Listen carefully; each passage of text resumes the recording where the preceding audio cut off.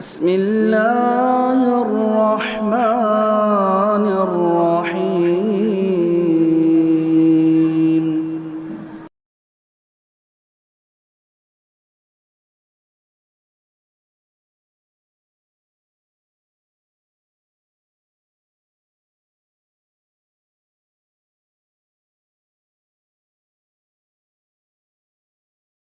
اس سورت کا نام سورت الحجر ہے۔ حجر کا معنی یوں تو لغت میں روک اور آڑ پر ہوتا ہے، جو کسی چیز کے درمیان رکاوٹ ڈالے، اور اسی وجہ سے عربی زبان میں عقل کو بھی حجر کہا جاتا ہے، اس لیے کہ عقل انسان کو نقصان والی بات اور احمقانہ باتوں سے روکتی ہے، ایسے کام کو کرنے پر ابھارتی ہے جو ذہانت اور دانش مندی کی چیز ہوتی ہے، فائدے کی چیز ہوتی ہے۔ لیکن یہاں اس سورہ مبارکہ کے نام میں یہ ایک وادی کا نام تھا۔ مدینہ سے تبوک لمبا راستہ ہے، غزوہ تبوک کے ضمن میں ذکر ہوا، تقریباً 900 کلومیٹر کا فاصلہ ہے۔ اس راستے سے گزرتے ہوئے درمیان میں کچھ بستیاں پڑتی ہیں۔ یہ حضرت صالح علیہ السلام کی قوم کے بسنے کا علاقہ تھا، بستیاں تھیں، آج بھی اس کے نشانات موجود ہیں۔ میرا خیال ہے کہ آپ نیٹ وغیرہ پہ دیکھ سکتے ہیں، یہ وہی قوم ہے جو پتھروں کو تراش کر رہائش گاہیں اور مکانات تعمیر کرتی تھی، قوم عاد اور قوم ثمود۔ ان کے اندر اس کا اللہ رب العالمین نے بڑا ہنر اور قوت عطا کی تھی۔ اللہ کے رسول صلی اللہ علیہ وسلم کے زمانے میں صحابہ کرام یا مخاطبین جو تھے وہ ان بستیوں سے آتے جاتے تھے، گزرتے تھے، اور ان کے حالات سے کا تذکرہ نسل در نسل، قوم در قوم ہوتا رہا تھا۔ اس لیے قوم صالح کے انجام سے یہ لوگ واقف تھے۔ اللہ رب العالمین نے جب پچھلی قوموں کے مختلف واقعات کو بطور عبرت و نصیحت ان کے سامنے پیش کیے تو اس نے قوم صالح کا تذکرہ بھی بطور خاص کیا۔ امتیں اور بھی ہیں، اللہ تبارک و تعالیٰ نے کئی مقامات پر اجمالی طور سے ذکر کیا کہ انبیاء، رسول، امتیں دنیا میں اور بھی مقامات پر آئی، بڑی تعداد آئی۔ اللہ نے خود کہا کہ کچھ نبی ہیں جن کا قصہ ہم نے آپ سے بیان کیا اور بہت سے لوگوں کا قصہ بیان نہیں کیا۔ اس سے یہ پتہ چلا کہ جتنی ضرورت تھی اور جس قسم کے رسولوں کی ضرورت تھی، جن کا زیادہ بہتر ذکر کرنا زیادہ مفید تھا، ان کو اللہ رب العالمین نے اپنے کلام میں ذکر کیا، اور انہی میں سے ایک قوم صالح ہے۔ ان کے بسنے رہنے کی جو جگہ تھی وادی حجر، وہ بستیاں تھی، اسی کے نام پر اس سورہ کا نام رکھا گیا ہے۔ یہ اس سورہ میں اس قوم کا واقعہ اور اس کا تذکرہ ہے۔ سورہ مبارکہ کا جو کی شروعات ہوتی ہے الف لام را حروف مقطعات، تلک آیات الکتاب و قرآن مبین، یہ کتاب کی آیتیں ہیں اور کھلا ہوا قرآن ہے، اور اس کا خاتمہ ہوا اللہ تبارک و تعالیٰ کی عبادت پر قائم و برقرار رہنے کے حکم سے موت تک، وَاعْبُدْ رَبَّكَ حَتَّى يَأْتِيَكَ الْيَقِينُ، اور اپنے رب کی عبادت کرتے رہیے یہاں تک کہ الیقین یعنی موت آ جائے۔ صوفیہ اس کا معنی یہ نکالتے ہیں اور گمراہ کرتے ہیں کہ جب آپ کو یقین کا درجہ حاصل ہو جائے، اس درجے تک پہنچنے سے پہلے عبادت کرتے رہیے، اور جب یقین مل جائے تو اب عبادت کی فرضیت اور مکلف ہونا تکلیف آپ سے ثابت ہو گئی۔ جیسا کہ ان کے یہاں یہ بکواس کی جاتی ہے کہ ایک آدمی طریقت اور سلوک کے راستے پر چلتے چلتے چلتے چلتے اللہ رب العالمین سے ملائے اعلیٰ سے جا کے مل جاتا ہے۔ حلول و اتحاد والا عقیدہ ہو گیا ہے کہ اللہ حلول کر گیا، تو اب اس سے عبادت ثابت ہو گئی، نماز روزہ حج زکات یا کوئی بھی عبادت کرنے کی ضرورت نہیں رہی۔ وہ گویا اس مقام سے اونچا اٹھ جاتا ہے۔ یہ بہت ہی کھلی ہوئی گمراہی ہے، اور قرآن کی اس آیت کا یہ معنی بیان کرنا قرآن کی تحریف اور قرآن کے ساتھ کھلواڑ ہے۔ پہلے سلف نے اللہ کے رسول صلی اللہ علیہ وسلم کو اللہ تبارک و تعالیٰ نے جس پس منظر میں یہ تلقین کی ہے، وہ ابھی تذکرہ ہوگا کہ آپ کو مشرکین اور مخالفین بہت ہی ایذا اور تکلیفیں پہنچاتے تھے، بڑی اذیتیں دی۔ نبی کریم صلی اللہ علیہ وسلم کی سیرت طیبہ دیکھیے، آپ نے خود کہا کہ سب سے زیادہ تکلیف اور آزمائش میں انبیاء کرام کو مبتلا کیا گیا، اور انبیاء کرام میں بھی دیگر انبیاء کے مقابلے میں مجھے سب سے زیادہ بلا اور ابتلا میں مبتلا کیا گیا، اذیتیں اور تکلیف دی گئی۔ یہاں سورہ حجر میں نبی کریم صلی اللہ علیہ وسلم کے ساتھ جو معاملات پیش آئے، اس کے ضمن میں آپ اگر قرآن کا ان آیتوں کو پڑھیں اور پھر اس کے بعد اللہ کے نبی صلی اللہ علیہ وسلم کے پس منظر کو دیکھیں تو معلوم ہوگا کہ اللہ کے نبی صلی اللہ علیہ وسلم کو بہت ہی زبردست قسم کی اذیتیں دی گئی. ایک عام آدمی اگر اس کا عشر عشیر بھی لاحق ہو تو شاید وہ مایوس ہو جائے، پیچھے ہٹ جائے، ثابت قدم نہیں رہے گا. لیکن انبیاء کرام علیہ السلام کا درجہ بہت اونچا تھا. جس کا ایمان اور یقین کا درجہ جتنا اعلیٰ ہوتا ہے اتنا اس کو اللہ رب العالمین آزماتا ہے اور اس کا اجر و ثواب بھی اتنا ہی زیادہ ہوتا ہے. حدیث میں ہے ان عظم الجزاء ما عظم البلاء. جزا یعنی جتنی بڑی بلا ہوتی ہے اتنی بڑی جزا ہوتی ہے. آپ صبر جتنا بڑا کریں گے اتنا اجر و ثواب کے مستحق ہوں گے. نبی کریم صلی اللہ علیہ وسلم کو ستایا گیا. آپ کے سامنے اس سورہ مبارکہ میں مختلف تعلیمات دی گئی، تسلی دی گئی، حوصلہ دیا گیا، صبر کی تلقین کی گئی، اور مرکزی طور سے اس پوری سورہ میں اللہ نے یہ بیان کیا ہے کہ کائنات میں اللہ رب العالمین ہی ہے جو ہر چیز کی حفاظت کرتا ہے. اس ساری چیزوں کی تاریخی اعتبار سے بھی دیکھیں، جن لوگوں کو لوگوں نے تکلیف پہنچانا چاہی، ہلاک کرنا چاہا، جب اللہ نے چاہا تو ان کی حفاظت کی، اور اللہ نے جب حفاظت کی تو کوئی طاقت ان کو نقصان نہیں پہنچا سکی، وہ محفوظ رہے. اسی طریقے سے اس بنیاد پر اس سورہ کریمہ کا مرکزی عنوان یا موضوع ہے اللہ تعالیٰ کا اپنے دین اور دین سے متعلقہ لوگوں کی حفاظت کرنا. چنانچہ اس سورہ مبارکہ کے شروع سے لے کر آخر تک اور درمیانی مضامین پر بھی غور کرے کوئی آدمی تو یہ نظر آئے گا کہ قرآن مجید کی اس سورہ میں اللہ تعالیٰ نے اپنے حفظ و امان کا تذکرہ کیا ہے. اس میں نبی کے لیے اور ہمارے اور آپ کے لیے بھی تسلی ہے کہ اللہ رب العالمین کی حفاظت ہم مانگیں، اللہ کی پناہ میں اپنے آپ کو دے دیں. اگر اللہ نے ذمہ لے لیا تو کوئی چیز نقصان نہیں پہنچائے گی. ہمارے یہاں لوگ چھوٹی چھوٹی باتوں پہ چیختے چلاتے ہیں، شکوہ شکایت کرتے ہیں، اس در اور اس در پہ بھاگنے لگتے ہیں، عقیدہ ڈگمگانے لگتا ہے. دیکھیے، میں نے کہا اس سے پہلے میں نے تذکرہ کیا کہ آج کل جادو ٹونا آسیب کی باتیں ہوتی ہے، کچھ ماننے نہیں ماننے لوگ بحث زیادہ کرتے ہیں، عمل کم. تو اس معاملے میں میں کہتا ہوں کہ ہر گھر میں اگر ہم قرآن و حدیث کی تعلیمات کو اختیار کریں تو راقیوں کی، رقیے کی دکانوں کی ضرورت نہیں پڑے گی. بہت مشہور حدیث ہے، مثال کے طور پہ 5 وقت کی جو نماز پڑھتا ہے وہ اللہ کے ذمے میں اور حفاظت میں ہوتا ہے. جو اللہ کی حفاظت میں رہے گا اسے کون کچھ بگاڑ پائے گا. ایک سونے کے لیے آپ بستر پر آئیں، آپ نے بارہا سنا ہے، آیت الکرسی کی تلاوت آپ نے کی تو اللہ کی طرف سے ایک فرشتہ بطور محافظ مقرر ہوتا ہے. جب فرشتہ حفاظت پر معمور ہو گیا تو شیطان قریب نہیں آئے گا. صبح اور شام کے اذکار میں آپ نے آیت الکرسی پڑھی، معوذتین پڑھی، سونے کے وقت پڑھی نبی صلی اللہ علیہ وسلم کے طریقے بتائے ہوئے طریقے کے مطابق قل اللہ احد، قل اعوذ برب الفلق، قل اعوذ برب الناس. یہ تینوں صورتیں پڑھ کر دونوں ہتھیلیوں پہ دم کرنا، پھر چہرے اور سر سے شروع کر کے جسم کے جہاں جہاں تک حصے پر ہاتھ جائے ہاتھ پھیر لینا. نبی کریم صلی اللہ علیہ وسلم، ام المؤمنین حضرت عائشہ کہتی ہیں، صحیح بخاری کی روایت ہے کہ آپ کا یہ معمول تھا کہ بستر پر آتے تھے تو پہلے یہ عمل کرتے تھے. معوذتین سے بڑھ کر جادو ٹونے سے، حسد کے شر سے، اور من شر ما خلق، جتنی چیزوں کو اللہ نے پیدا کیا سب کے شر سے پناہ کے لیے کافی ہے. ایمان و یقین کے ساتھ دعا مانگی جائے ضرور اثر ہوتا ہے. صبح و شام کے اذکار، گھر میں داخل ہونے، گھر سے نکلنے کے، کھانے کے، یہ ہماری ضرورت ہے جو روزمرہ کی زندگی میں اللہ کے رسول صلی اللہ علیہ وسلم نے اور شریعت نے ہمیں بتائے ہیں. اور ہر دعا کے الگ الگ فائدے ہیں. کسی کا یہ ہے کہ آپ آسمانی آفات سے بچیں. نبی کریم صلی اللہ علیہ وسلم سے ایک شخص نے آ کر کہا کہ مجھے آج رات میں شام میں بچھو نے ڈنک مارا. کہا اگر تم نے شام میں 3 مرتبہ اعوذ بکلمات اللہ التامات من شر ما خلق یہ پڑھا ہوتا، اسی طرح بسم اللہ الذی لا یضر مع اسمہ 3 مرتبہ یہ پڑھا ہوتا تو تم کو بچھو ڈنک نہیں مارتا، کوئی چیز ایزا نہیں پہنچاتی. خیر، یہ بات تھوڑی سی پھیل گئی. میں یہ عرض کرنا چاہتا تھا کہ حفاظت کرنے والا اللہ ہے.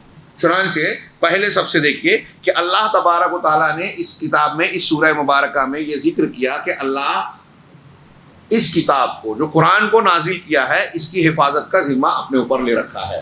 انا نحن نزلنا الذکر وانا لہ لحافظون، کہ ہم نے ہی الذکر کو، قرآن کو نازل کیا اور ہم ہی اس کی حفاظت کرنے والے ہیں. اگر میں اس سے متعلقہ امور پر گفتگو کروں تو 2 دن 2 درس میں وقت کم پڑے گا. اس میں اتنے پہلوؤں سے گفتگو کی جا سکتی ہے اور کرنی چاہیے. میں صرف چند اشارے کروں کہ یہ رمضان المبارک کا سارا جشن، برکتیں، فضیلتیں نزول قرآن کے اعتبار سے ہے. ذکر کے نزول سے ہے، اور اللہ رب العالمین نے ہمیں آپ کو بتایا کہ اس کے ذکر، اس کے نزول میں اللہ نے کتنا اہتمام کیا، اس کو تحفظ دیا، یہاں حفاظت کی ذمہ داری دی۔ تو سوچنا ایک پہلا سبق یہ ہے کہ ہمیں سب سے زیادہ اس نعمت کی قدر کرنی چاہیے، سمجھنے کی کوشش کرنا چاہیے، اپنے لیے، اپنے بچوں اور بیویوں کے لیے سب سے زیادہ جس چیز کو سکھانے کی فکر ہونا چاہیے دنیا داری سے پہلے، قرآن کی۔ ہر مسلمان گھر میں پہلا تربیتی اور اصلاحی حصہ یہ ہونا چاہیے کہ بچے کو قرآن کسی حد تک ضرور سکھایا جائے، کچھ حفظ کرنا، کچھ جو ہے اس کے معنی اور مفہوم جو ضروری ہیں، بنیادی مضامین، ان کو پڑھایا جائے، سمجھایا جائے۔ وہ ایک مسلمان کے نصاب تعلیم کا پہلا حصہ اور آخری حصہ قرآن ہونا چاہیے۔ یہ قرآن ایسا ہے جس کے پڑھنے والے کبھی جس کا پیٹ نہیں بھرتا۔ اگر آپ کو حقیقت میں اس کی لذت مل جائے تو جتنا پڑھیں گے آپ کو اتنی لذت ملے گی، کبھی اس سے اکتاہٹ محسوس نہیں ہوگی۔ یہ اللہ کے کلام کا ایک معجزہ ہے۔ تو ہمیں اس کا ایک تو یہ اہتمام کرنا ہے، دوسرے یہ کہ اس ذکر کو آپ قرآن کی صورتیں پڑھتے جائیے، درمیان میں، بیچ میں، بار بار جو مضامین بتائے گئے کہ یہ لوگوں کے لیے ہدایت ہے، یہ تاریکیوں سے نکال کر اجالے میں لانے والی ہے، یہ کتاب ذکر ہے، یہ روح ہے، اس سے زندگی ملتی ہے، اس سے یہ نور ہے، روشنی ہے، یہ نصیحت ہے، یہ فرقان ہے، حق اور باطل میں تمیز کر دینے والی۔ یہ بار بار مضامین دہرائے گئے ہیں۔ اس سے ہم کو کیا سبق ملتا ہے کہ ہم زندگی کے ہر موڑ پر، ہر معاملے میں قرآن کی روشنی لے لیں، کبھی اسے فراموش نہ کریں۔ اب یہاں بڑی بڑی تحریکیں چلی، مسلک بن گئے، اور لوگوں نے یہ کہہ دیا خود مسلمانوں میں کہ قرآن حدیث مت پڑھیے، یہاں تک کہنے کی جرت کی کہ قرآن پڑھو گے تو گمراہ ہو جاؤ گے۔ صوفیہ نے یہاں تک کہہ دیا کہ قرآن میں شرک ہے، ہماری تعلیم میں توحید ہے۔ رجم کرنا چاہیے، حضرت عمر کا دور ہوتا تو ان کو مار کے شاید رجم کر دیا جاتا۔ اتنی بڑی گستاخی اور اتنی بڑی گمراہی دھڑلے سے بیان کر رہے ہیں، لوگ سن رہے ہیں، مانتے ہیں۔ جس کو اللہ نے ہدایت کہا، ہدی للناس ہدی للمتقین، یہ کہہ رہے ہیں گمراہی ہے اور قرآن سے دور کرنے کی یہ سازش ہے۔ یہ تو ہمارے درمیان ایسے لوگ پائے جاتے ہیں۔ اس کے علاوہ آپ دیکھیں کہ یہ یورپ، امریکہ، اللہ کے رسول صلی اللہ علیہ وسلم کے دور سے لے کر آج تک، نبی کریم صلی اللہ علیہ وسلم کے زمانے میں کفار کہتے تھے اپنے ساتھیوں کو، لا تسمعوا لهذا القرآن والغوا فیہ لعلکم تغلبون۔ حامیم سجدہ کی آیت ہے سورہ، کہ اس قرآن کو سنو نہیں اور شور مچاؤ جب پڑھا جائے تو، تاکہ تم غالب آ جاؤ۔ ان کا یہ خیال تھا، ماننا تھا کہ قرآن اگر سنایا جاتا رہا، قرآن کا سلسلہ جاری رہا تو ہم مغلوب ہو جائیں گے، مسلمان غالب آئیں گے۔ اور یہی آج کے ماہرین دانشوران جو ہمارے دشمن ہیں ان کی بھی تحقیق ہے۔ آپ ایک نہیں دسیوں ثبوت سن چکے ہوں گے، پڑھ چکے ہوں گے، آن ریکارڈ ہے یہ چیزیں، کہ اگر مسلمانوں کو مات دینا ہے، زیر کرنا ہے، تو ان کو قرآن سے، قرآن کے علم سے، قرآن و حدیث کے جاننے والے علماء سے کاٹا جائے، عربی زبان سے دور کر دیا جائے، قرآن سے دور کر دیا جائے، اس کو مشکل بتایا جائے، اس کے درجے کو گھٹا دیا جائے، حقیر بنایا جائے۔ یہ دوسری کوشش۔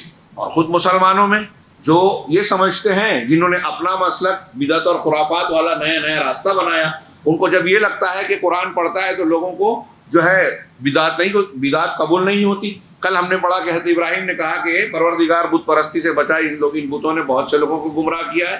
جب ایک بندہ یہ پڑھے گا تو قبروں کی گمراہی سے بھی بچنے کی کوشش کرے گا، کیونکہ قبروں نے بھی، بتوں کی طرح قبروں نے بھی بہت سے لوگوں کو گمراہ کر رکھا ہے۔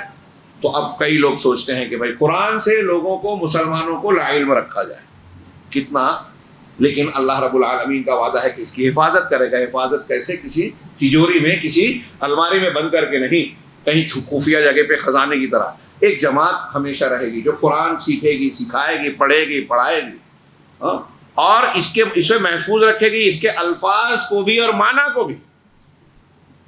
یہ اللہ نے ذمہ لے رکھا ہے۔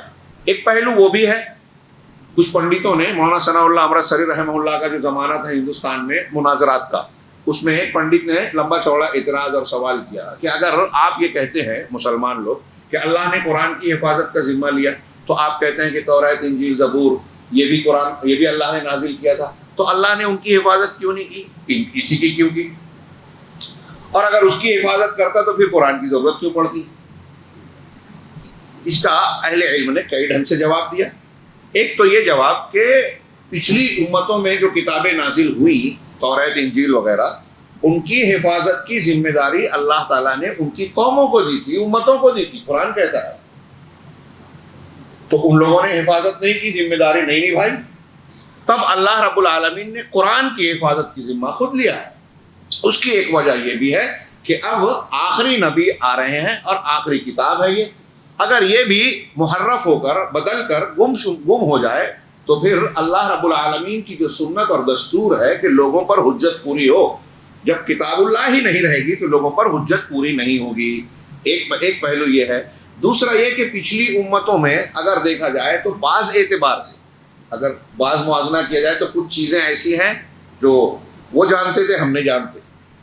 آپ کے یہاں گولکنڈہ قلعے میں بولتے ہیں کہ ایک وہ نیچے سے تالی بجاؤ تو 400 فٹ پر نظر آتا ہے گیٹ میں خاص مقام پر کھڑے ہو کر، اور وہاں سے تالی بجاؤ تو یہاں. آج کے ٹیکنالوجی کے دور میں بھی وہ سمجھ میں نہیں آ رہا ہے کہ وہ کیا اس میں آواز کی اور صوتی ٹیکنالوجی استعمال کی گئی تھی اس وقت. ایسے اور بھی بہت سی چیزیں ہیں تاج محل میں، یہاں وہاں دوسری جگہوں پر. تو کچھ چیزیں ان کے یہاں ہیں. احرام مصر میں ممیز کو جس طرح محفوظ کیا ہے مصریوں نے محنت کر کے مسالہ لگا کے، آج ٹیکنالوجی نہیں معلوم ہے. رشیا کے لوگوں نے جو ہے وہ ان کا جو کیا تھا، جو بڑا وہ ان کا لیڈر جو تھا جس کی لاش کو محفوظ رکھا تھا، ہاں مشہور جو ان کا لینن کی لاش کو محفوظ رکھا تھا. جس روم میں رکھا اس کے ٹیمپریچر وغیرہ کوئی اس طرح کے لاش سڑے نہیں گلے نہیں، تو پر ڈے لاکھوں روبل رشین کرنسی جو ہے خرچ آتے تھے. مصریوں نے اتنے برسوں ہزاروں سال پہلے ایک ٹیکنالوجی پائی دی ہے، کچھ مسالے لگا کے جو بھی کیا انہوں نے محراب میں اس کو محفوظ کر دیا، وہ آج تک ہے ویسی کی ویسی. اب کوئی نیا خرچ نہیں، اور یہ یہاں تھا تو پھر اس کو توڑنا پڑا انہیں. تو کچھ چیزوں میں وہ ہو سکتا ہے ایڈوانس تھے. ہمارے کچھ حکمہ بعض نسخے ایسے جانتے تھے علاج کے جو آج نہیں معلوم ہے. لیکن مجموعی طور سے ٹیکنالوجی نے، سائنس نے تحقیقات اور جو تحقیقات اور ترقیات اب حاصل کی ہے یا حاصل کرتے جا رہے ہیں. پہلے منطق فلسفے کا دور، پھر اور آگے بڑھتے سائنس بیکائیاں چلتے چلتے اب کھڑا ہو کے تھوڑا چلنے لگا. گھٹنوں کے بل تھا، اب تھوڑا سا کھڑا ہونے لگا. تو یہ جو صورتحال اس امت میں آئی اس سے پہلے نہیں تھی. اللہ تبارک و تعالیٰ نے پچھلی امتوں میں ان کی جو علمی سطح تھی، ان کا جو معیار تھا، اس اعتبار سے احکامات دیے. اور امت محمدیہ کا جب دور آیا تو اب ترقی اور تعمیر کے اعلیٰ درجے تک قومیں ملتیں پہنچنے والی تھیں، اس لیے ان کے لیے مکمل اور سب سے زیادہ اعلیٰ دین دیا جو قرآن کی بنیاد پر مشتمل ہے. یہاں علمی معجزات کا دور ہے. اب جب سے قرآن نازل ہوا آپ دیکھیے اس وقت سے لے کے آج تک، اور ہمارا ایمان ہے قیامت تک جتنے بھی علوم کے دور آئیں گے، نئی چیزیں، نئی تحقیقات آئیں گی، قرآن کے سامنے جب کھڑی ہوں گی اور قرآن کو چیلنج کریں گی تو بالآخر خود گھٹنا ٹیکے گی، سر جھکائے گی اور یہ مانے گی کہ قرآن سچا ہے. بہت سی تحقیقات ہیں. کسی نے مذاق اڑایا تھا منکر حدیث نے، کہہ رہے بخاری میں ایک حدیث ہے کہ ایک مکھی جو ہے اگر کسی مشروب میں گرتی ہے تو اس کے ایک پر میں شفا ہے، ایک پر میں بیماری. تو کہا کسی مکھی چوس مولوی نے یہ حدیث بنا لی ہوگی. مذاق اڑایا. ارے مکھی تو مکھی ہے، دونوں پر ایک جیسے ہیں. یہ کیا بات ہوئی؟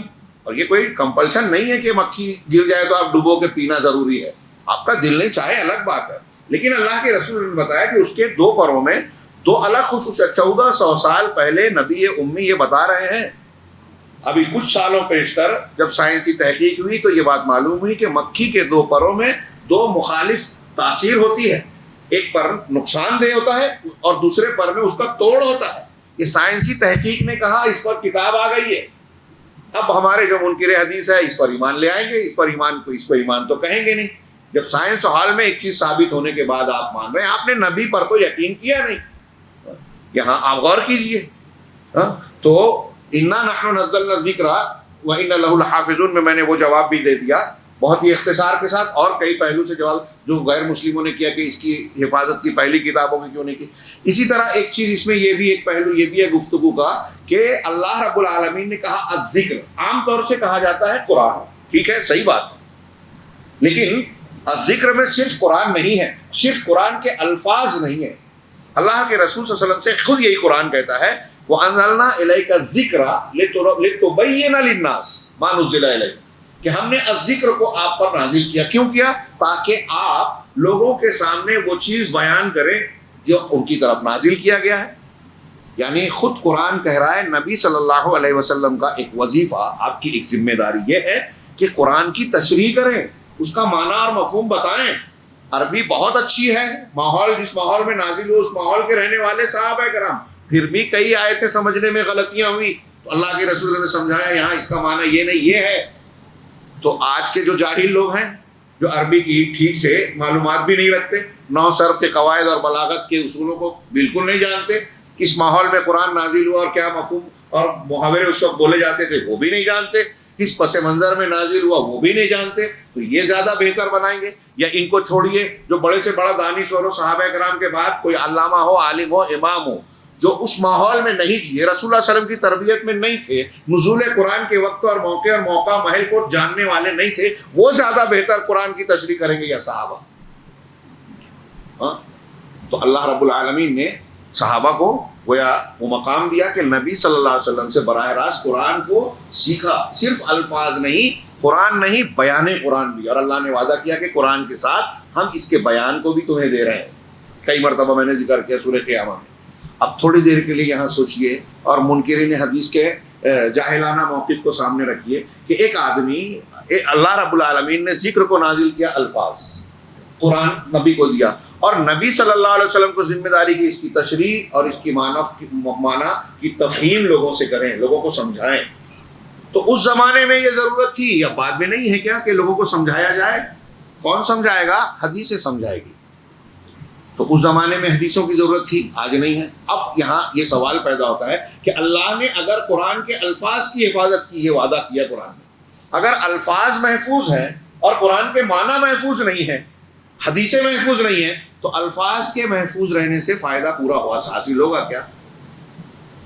ہاں، لاجک، عقلیت کی بات کرتے ہیں۔ میں اکثر کہتا ہوں جو عقل والی بات قرآن حدیث کے خلاف کرتے ہیں، اگر غور کریں گے تو سب سے بے عقل نظر آئیں گے۔ ہاں، آپ عقل سے بھی سوچئے تو ذکر کو اللہ نے قرآن کے الفاظ نقل کیے، تو قرآن کے معنی محفوظ کیے، تو کیا یہ معنی محفوظ نہیں کرے گا؟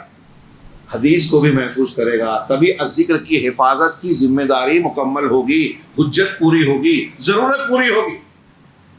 یہ خود بخود اس آیت کریمہ میں خود بخود اگر کوئی آدمی تھوڑی سی عقل استعمال کرے ہوگی تو یہ سمجھ میں آ جائے گا اسے عقل اگر ہے۔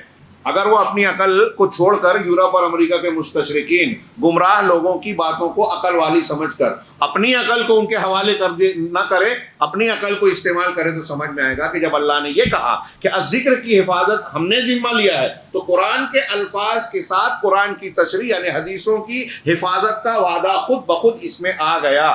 اور ہم دیکھتے ہیں کہ پوری اسلامی تاریخ میں کس طریقے سے مسلمانوں نے، اللہ نے ہر دور میں ایسے علماء کو پیدا کیا جنہوں نے قرآن کو صرف حفظ نہیں کیا، اپنے سینوں میں محفوظ نہیں کیا، اس کے معنی مفہوم کو، اس کی تفسیر کو، اس کے ایک ایک لفظ کو، ایک لفظ اگر قرآن میں استعمال ہوا تو عربی زبان میں اسی معنی میں استعمال ہوتا ہے۔ حضرت ابن عباس رضی اللہ تعالیٰ عنہ سے ایک شخص نے آ کر پوچھا کہ اللہ نے قرآن میں یہ لفظ کہا، اس کا کیا معنی؟ یہ معنی کہا، عربوں میں بتائیے یہ معنی میں یہ لفظ استعمال ہوتا ہے، کہا، ایک شعر پیش کیا، 100 لفظ پوچھا، 100 شعر پہ سنایا حضرت ابن عباس نے، 100 شعر سنایا۔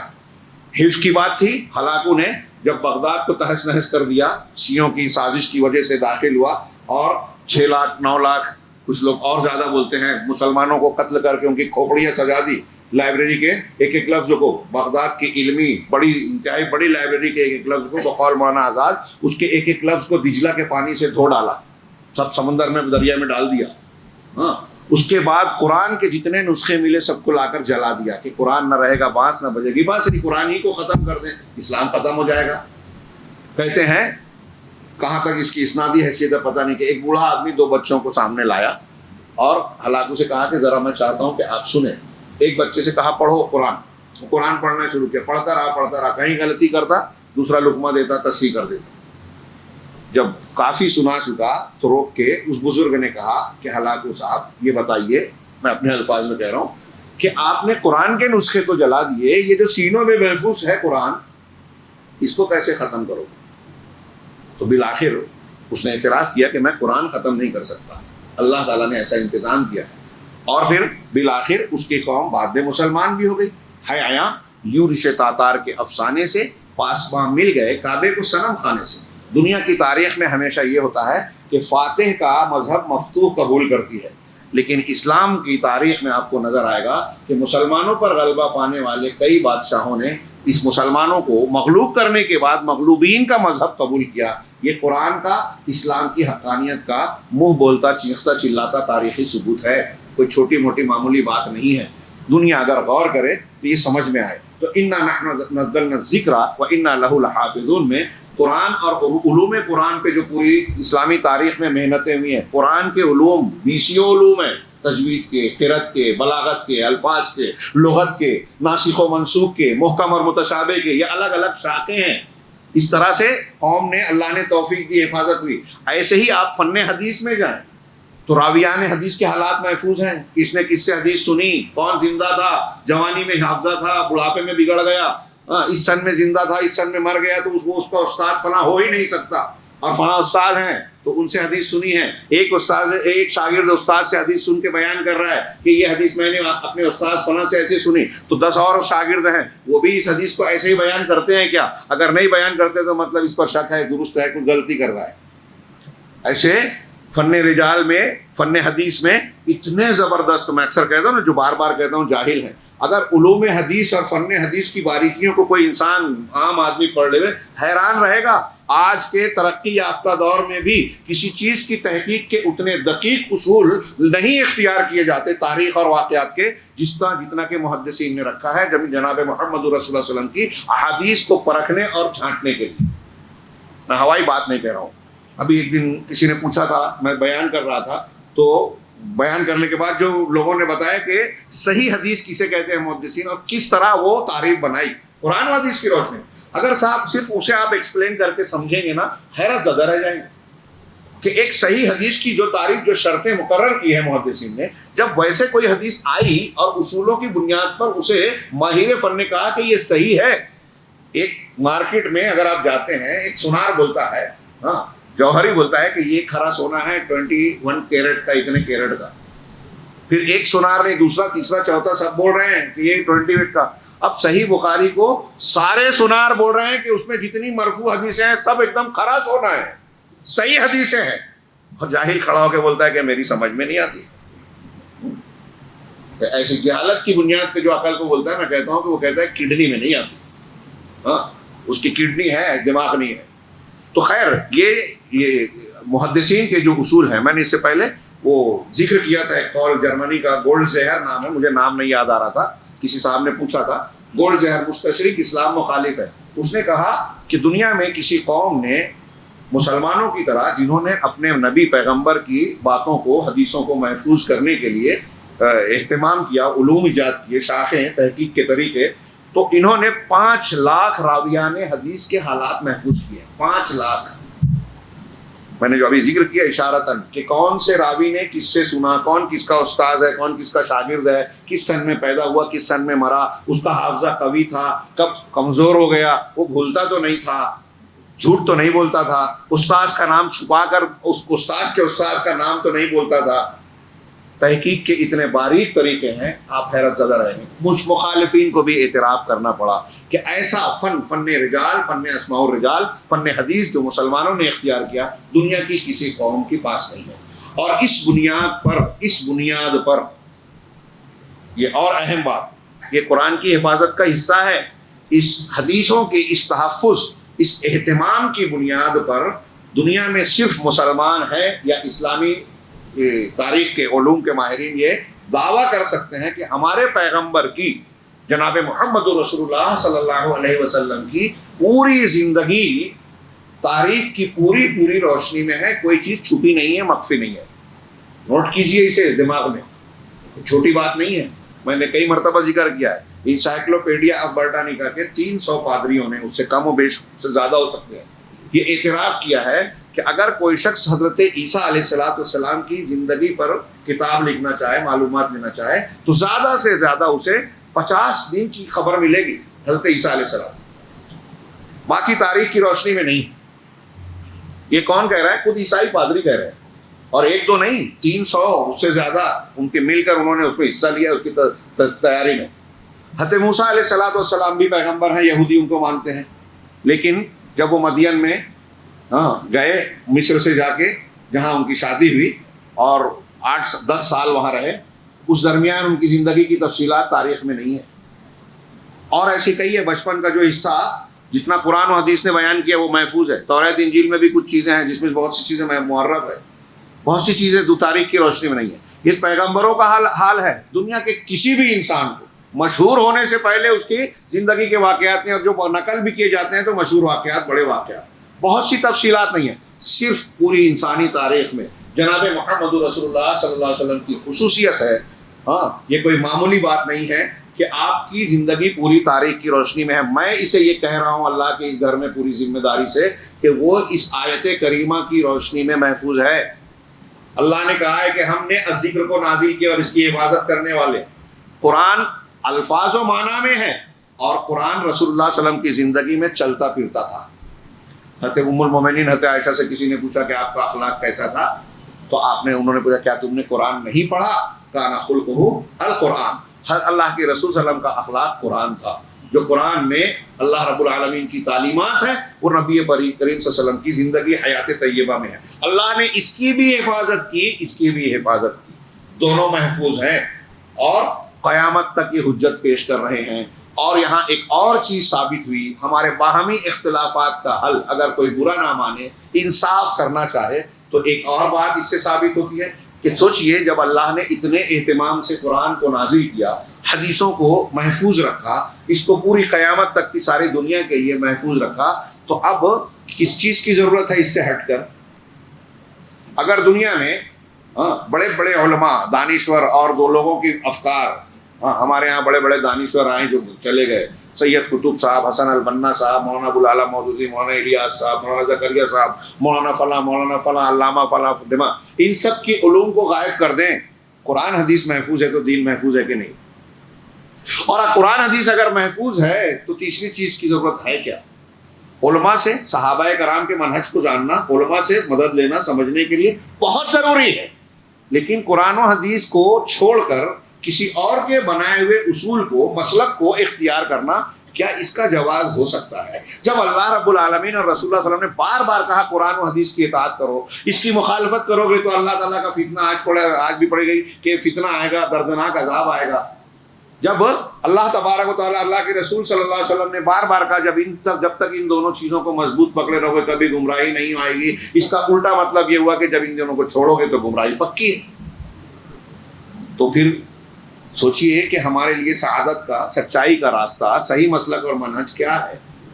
یہ جو مسلمان ہوتے ہوئے الگ الگ مسلک بنا رکھا ہے اور اس کی بنیاد پر ایک دوسرے سے لڑتے جھگڑتے ہیں، گمراہ کرتے ہیں، کفر کے فتوے دیتے ہیں. اور جو میں کہہ رہا ہوں یا بیان کر رہا ہوں یہ قرآن و حدیث کی بات، اگر یہ بات ان کو پیش کی جائے تو کہتے ہیں ہمارے بزرگوں کے مسلک کو چھوڑنے کی بات کر رہا ہے. وہی کفار کی طرح باپ دادا کے دین کو چھوڑنے کی بات کر رہا ہے. کیا اتنے لوگوں کو نہیں سمجھا؟ کیا اتنے لوگ غلط ہیں؟ بہت لوگ غلط ہیں. اللہ کے رسول نے کہا 73 فرقے ہوں گے، 72 جہنم میں جائیں گے، تو 72 غلط ہوں گے. یہ اللہ کے رسول کہہ رہے ہیں، میں نہیں کہہ رہا ہوں. تو آپ سوچئے کہ آپ کے سوچنے کا انداز کیا ہے، تعداد دیکھ کے کرو گے. حضرت ابراہیم علیہ السلام تو اکیلے تھے نا، آزر اور پوری قوم مشرک تھی، تو کیا آپ یہ کہتے کہ وہاں زیادہ وہ تھے اس لیے ابراہیم علیہ السلام غلط تھے؟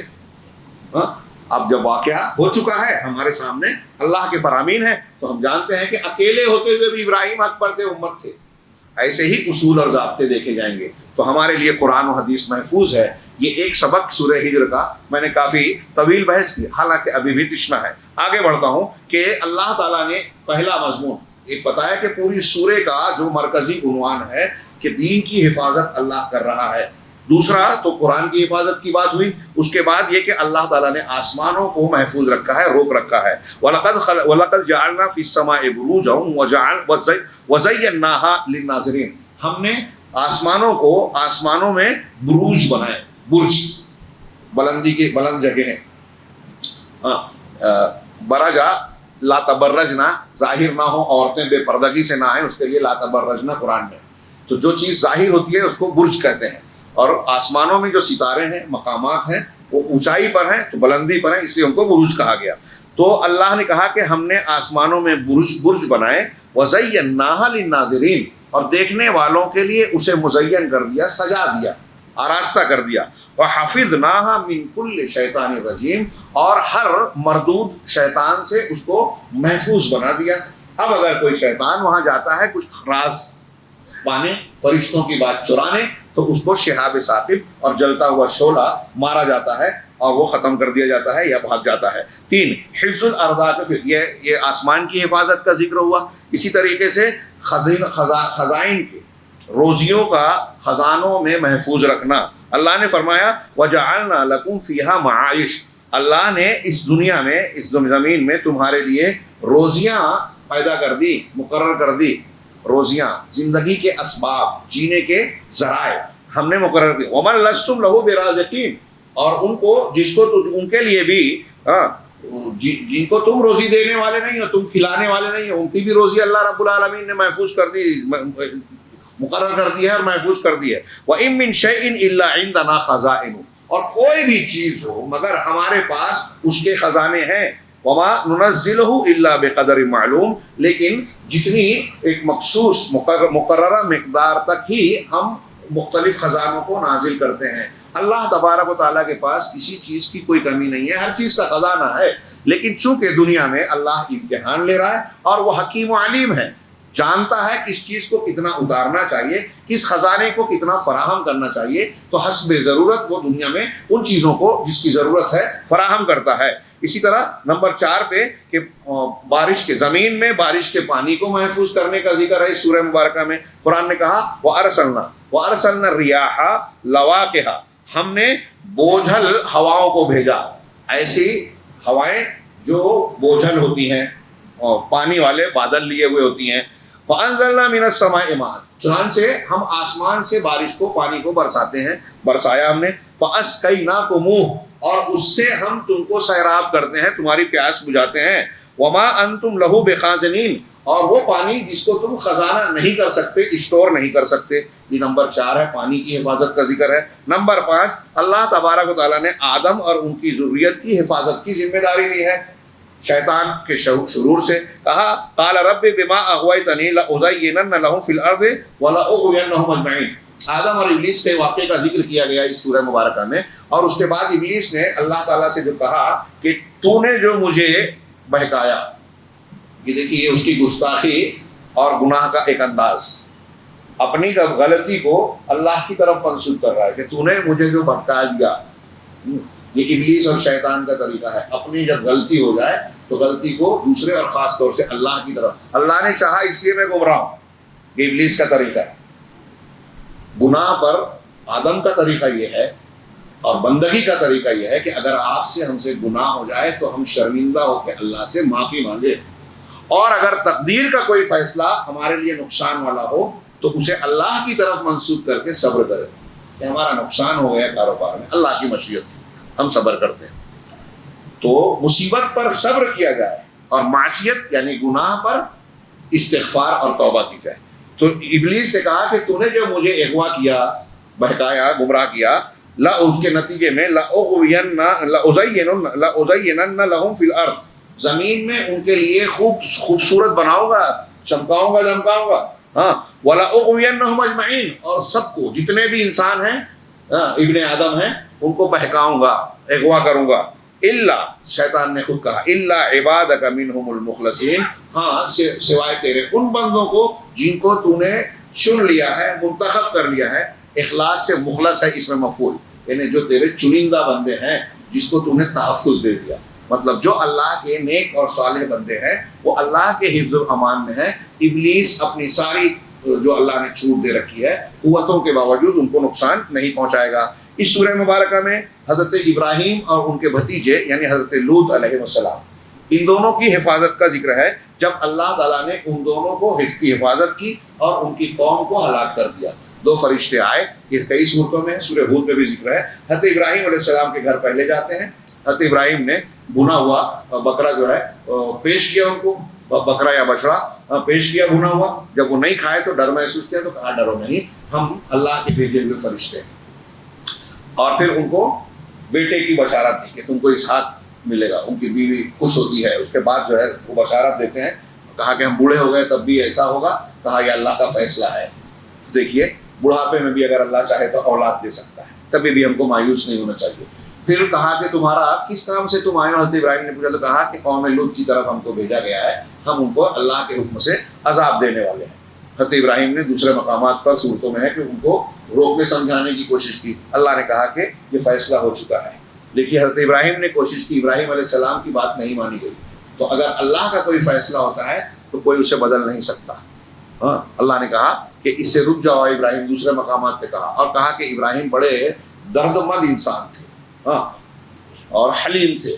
تو اللہ نے حضرت ابراہیم کو، حضرت لوط علیہ السلام کو، اور لوط علیہ السلام کی بچیوں کو جو ایمان والی تھی ان کو بچایا، شہر سے نکال دیا، ان کی بیوی کو بھی ہلاک ہونے والوں میں شامل کیا، ان کی بستی کو اس میں جو نقشہ کھینچا گیا کہ اللہ تبارک و تعالیٰ نے حکم دیا تو ان کے اوپر جو پتھروں کی بارش ہوئی، اور اللہ تعالیٰ نے کے حکم سے جبریل علیہ السلام نے اس کو اٹھایا، اور سورہ میں کہا گیا فَجَعَلَ عَالِيَهَا سَافِلًا۔ ترجمہ شیخ محمد حسن البیان میں جو ترجمہ ہے کہ ہم نے اوپر تلے کر دیا، ہاں، اس کا اچھا ترجمہ ہوگا کہ ہم نے اسے زیر و زبر کر دیا، نیچے والا حصہ اوپر اور اوپر والا حصہ نیچے، اس بستی کو پلٹ دیا، اس لیے کہ اس قوم میں جہاں شرک اور عقیدے کی خرابیاں تھیں وہاں انہوں نے فطرت کو بھی پلٹ دیا تھا۔ لڑکا لڑکے سے اپنی جنسی حاجت پوری کرنے کی کوشش کرتا اور عمل کرتا تھا، اور جب فرشتے خوبصورت نوجوانوں کی شکل میں گئے تو یہ ان کے بھی پیچھے لگ گئے۔ حضرت لوط علیہ السلام گھبرا گئے اور ان سے منتیں کرنے لگے۔ فرشتوں نے کہا کہ ڈرو نہیں، ہم کو یہ کچھ نہیں کر سکتے، ہم اللہ کے بھیجے ہوئے فرشتے ہیں اور فیصلے کے لیے آئے ہیں۔ پھر اسی طرح اس سورہ مبارکہ میں حضرت شعیب اور حضرت صالح علیہ السلام کی حفاظت کا ذکر ہے۔ شعیب علیہ السلام کو ان کی قوم دھمکاتی رہی، گھر سے نکال دینے کی اور رجم کر دینے کی دھمکی دی، اور الگ الگ باتیں جو سورہ ہود میں ہے کہ اگر تمہارا خاندان نہیں ہوتا تو ہم تم کو ایسا ایسا کر دیتے۔ شعیب علیہ السلام نے کہا کہ میرا خاندان تمہارے نزدیک اللہ سے زیادہ بڑھ کر عزت والا، طاقت والا ہے، اللہ سے نہیں ڈرتے، میرے خاندان سے ڈرتے ہو۔ تو بہرحال جب وہ ان لوگوں نے انہیں ختم کرنے کی کوشش کی، قوم صالح نے حضرت صالح کو ختم کرنے کی کوشش کی، اور پھر آخر انہوں نے جو معجزے کے طور پر ان کو اونٹنی بھی دی گئی تھی اسے چھیڑنے سے منع کیا گیا تھا، لیکن قوم کے کچھ لوگوں نے مل کر اونٹنی کو قتل کر دیا، تو ان پر فیصلہ ہوا اور اللہ رب العالمین نے ان کو نجات دی اور قوم کو ہلاک کر دیا۔ اسی طرح اس سورہ مبارکہ میں اللہ تعالیٰ کی جانب سے یہ وعدہ ہے کہ اللہ تعالیٰ رسول اللہ صلی اللہ علیہ وسلم کی آپ کی حفاظت کرے گا۔ اِنَّا كَفَيْنَاكَ الْمُسْتَهْزِئِينَ، کہ جو لوگ آپ کا مذاق اڑا رہے ہیں ہم ان کی طرف سے آپ کے لیے کافی ہو جائیں گے۔ اور پھر آگے قرآن میں کہا گیا اسی سورہ میں کہ ہم جانتے ہیں کہ جو یہ باتیں کرتے ہیں، آپ پر الزام لگاتے ہیں، آپ کے خلاف جو محنتیں کرتے ہیں، اس سے آپ کا دل تنگ ہوتا ہے، لیکن آپ اللہ کی تسبیح بیان کیجئے حمد کے ساتھ میں، اور عبادت کیجئے اللہ کی، یہاں تک کہ یقین یعنی موت آ جائے۔ آگے بتایا گیا کہ اس سے یہ بھی پتہ چلا کہ اگر آپ کو دکھ ہے، غم ہے، تو آپ اللہ کی تسبیح اور ذکر کیجئے، آپ نماز پڑھیے، اللہ سے تعلق قائم کیجئے، یہ آپ کے سکون کے لیے، آپ کے غم کو غلط کرنے کے لیے سب سے بہترین نسخہ ہے۔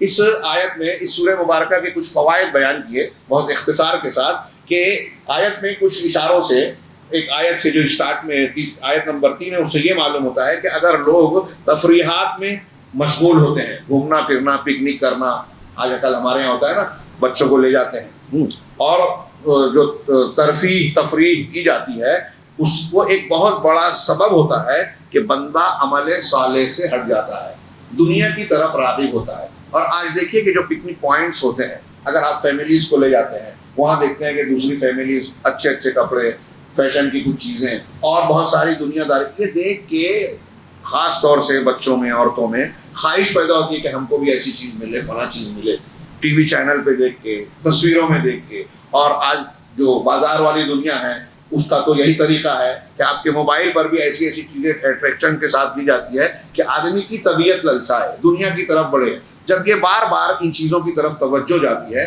تو دنیا کی محبت، چاہت بڑھتی ہے، اور دنیا کی محبت جب بڑھتی ہے تو آخرت فراموش ہوتی ہے، دین کو آدمی کمتر، حقیر سمجھتا ہے، اور اس کے مقابلے میں دنیا کی طرف توجہ دیتا ہے۔ دنیا کے حاصل کرنے میں پیٹ بھرتا ہی نہیں ہے، حلال طریقے سے نہیں بھرتا تو پھر حرام کی طرف جاتا ہے، حرام کا کاروبار چلتا ہے۔ حب الدنیا و کراہیت الموت، اللہ کے رسول صلی اللہ علیہ وسلم نے امت محمدیہ کے زوال کی ایک بنیادی وجہ بتائی تھی، یہ ایک جملہ، دنیا سے محبت اور موت کو ناپسند کرنا، یہ ساری دنیاوی بیماریوں، اخلاقی بیماریوں، حرص، لالچ، جھوٹ کا گویا خلاصہ ہے۔ تو اس میں آیت نمبر 3 میں اللہ نے کہا کفار کے بارے میں ذرہم یاکلوا ویتمتعوا ویلہہم العمل فسوف یعلمون، کہ انہیں چھوڑو کہ وہ کھاتے پیتے رہیں، مزے اڑاتے رہیں. یتمتعوا دنیاوی زندگی سے کچھ مزے اڑائیں، آج کل کی زبان میں اس کا ترجمہ کیجئے کہ انجوائے کرتے رہیں. یتمتعوا ویلہہم العمل، اور امیدیں ان کو غافل رکھے، یعنی کچی امیدیں، جھوٹی امیدیں ان کو مشغول رکھے. یہاں عنقریب انہیں علم ہو جائے گا، یقین ہو جائے گا کہ یہ سب کھیل تماشا خواب ہے، یہ سب گزر جائے گا، اور پھر حقیقت میں ان کو اپنے کیے دھرے کا حساب دینا ہوگا. اسی طریقے سے اس سورہ مبارکہ میں جو آیت ابھی ہم نے پیچھے پڑھی تھی وَجَعَلْنَا لَكُمْ فِيهَا مَعَائِشَ، اسی کی طرف ہوا کہ ہم نے لوگوں کی روزیاں دنیا میں مقرر کر دی ہے، لیکن ہمارے پاس ہر چیز کا خزانہ ہے، بقدر معلوم مقررہ مقدار میں ہی ہم نازل کرتے ہیں. جب اس پر بندے کو ایمان ہوگا کہ اللہ تعالیٰ اپنی حکمت کے ساتھ روزیوں کو تقسیم کر رہا ہے، کسی کو امیر بنایا، کسی کو غریب بنایا، یہ اللہ کا فیصلہ ہے، وہ حکیم ہے.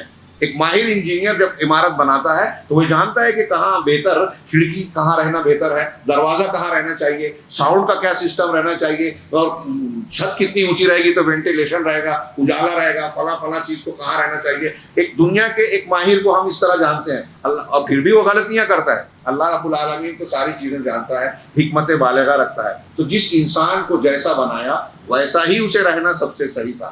آپ اور ہم یہ سوچیں کہ کاش میں تھوڑا سا اور لمبا ہوتا، کاش میرا رنگ ایسا نہیں ایسا ہوتا، کاش کوئی لڑکی سوچے کہ میں مرد ہوتا، لڑکی نہیں رہتا، کاش مجھ کو اللہ نے غریب بنایا امیر ہوتا، ہندوستان کی بجائے سعودی عرب میں پیدا ہوتا یا امریکہ میں پیدا ہوتا. اس قسم کی باتیں سوچنا اللہ تبارک و تعالیٰ کے حکیم ہونے پر اعتراض کرنا ہے.